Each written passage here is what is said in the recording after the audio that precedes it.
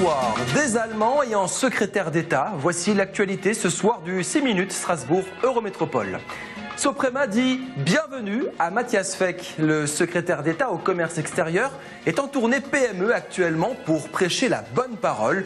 Entrepreneurs, partez conquérir le monde, cherchez des parts de marché, battez-vous, c'est bon pour l'économie française.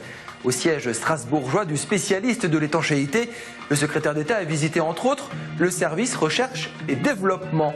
Soprema emploie 5330 personnes dans le monde, dans 41 usines. L'éléphant est présent dans 90 pays. Chiffre d'affaires espéré en 2015, 2 milliards d'euros, dont 40% réalisés à l'export. Bref, le secrétaire d'État a passé l'après-midi chez des amis. On voit que les secteurs de notre économie qui s'en sortent mieux que d'autres sont ceux qui sont ouverts à l'international.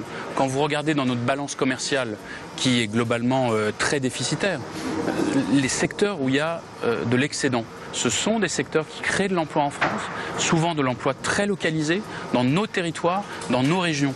Et l'international, le commerce extérieur, il commence chez nous. Les entreprises qui s'en sortent sont celles qui ont une base locale très dense, une implication forte et qui ensuite se lancent sur les marchés internationaux. Apfelsaft, joli pull, veste à la mode, pas de doute, nous sommes bien chez les Allemands. Un grand forum franco-allemand de l'emploi des jeunes a été organisé cet après-midi dans une école de Kehl. À la manœuvre, la ville de Strasbourg qui veut porter outre-Rhin son opération Ouvrez-la, suite au rassemblement citoyen du 11 janvier. Question de fond, pourquoi n'y a-t-il pas plus de jeunes strasbourgeois au turbin en Allemagne? Nos voisins ont du mal à trouver des candidats. Ici, Pôle emploi ne sait plus quoi faire des chômeurs de moins de 25 ans. Problème de langue essentiellement, méconnaissance culturelle. Les frontières dans les esprits existent encore.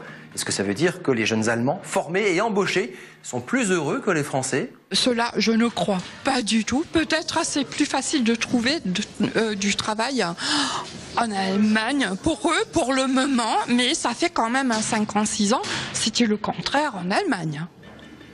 Alors, c'est toujours basé sur l'économie et comment l'économie marche. Et en Allemagne, pour le moment, c'est très bien. On recherche des ingénieurs, des apprentis, on cherche quasiment tout, mais en revanche, cette fois-ci, c'est la France qui a des difficultés. Donc, on peut aider, c'est pas un problème.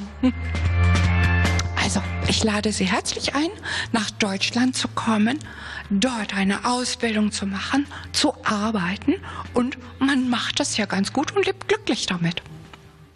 Là, elle vient de dire « Venez tous en Allemagne, c'est génial ». Il n'y a pas que les super riches qui veulent quitter la France. Voici Karim, 22 ans, originaire du quartier des Hirondelles à Lingolsheim. Karim veut témoigner de manière anonyme. Il a participé au forum de Kehl, a même pris la parole devant des élus et des chefs d'entreprise pour défendre les quartiers. Son souhait est de quitter la France, fuir la misère, la crise, le chômage. Le jeune homme se forme en Allemagne et espère y trouver rapidement un job. Karim jette un regard cru sur la vie dans la cité et plus généralement sur les actions des politiques accusés selon lui de ne rien faire. Franchement, partir de la France. Je me verrais pas du tout avec les gars du quartier, avec tous ceux avec qui je traîne. Le but c'est partir de la France, bien sûr faire de l'argent, on peut pas partir comme ça. Mais tout le monde aimerait quitter la France, hein. Tous les jeunes en tout cas de quartier je pense. Je sais pas sur le terrain, c'est pas vrai ce qu'ils disent, on le voit pas quoi. Nous, par exemple je vois les jeunes au quartier, ils ont aucune chance la majorité au-dessus de 22, 23 ans, ça y est ils sont foutus, ils ont plus aucun diplôme, ils attendent le RSA. Quand ils cherchent, il y a personne qui les prend. La moitié ils vendent de la drogue, l'autre moitié ils sont en prison. Et dans tous les quartiers c'est la même chose. Je connais un peu, je fais un peu le tour, c'est pareil partout quoi. Moi j'ai de la chance, là j'ai trouvé quelque chose en Allemagne. Mais quand je vois les autres, les jeunes, ouais, franchement ouais. J'en connais qui ont 16 ans, ils ont déjà fait 3 peines de prison. Les petits à 12 ans ils vendent de la drogue. Et ils ont vu que ça depuis leur jeunesse. Donc pour eux, il n'y a que ça. L'école, ça leur intéresse plus. Ils n'ont plus confiance en la France, le système, la police, personne. Ils n'aiment plus personne. Ils sont au quartier, ils ne bougent plus du quartier. Et pour leur faire changer, il fallait venir avant, je pense. Roland Ries lui répond. Je peux comprendre, effectivement. Il y a incontestablement de l'autre côté du Rhin, en Allemagne, plus de facilité pour être embauché.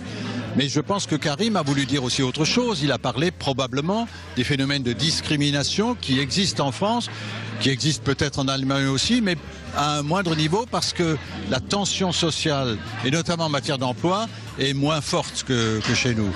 En quelque sorte, pour les jeunes issus de l'immigration chez nous, il y a la double peine.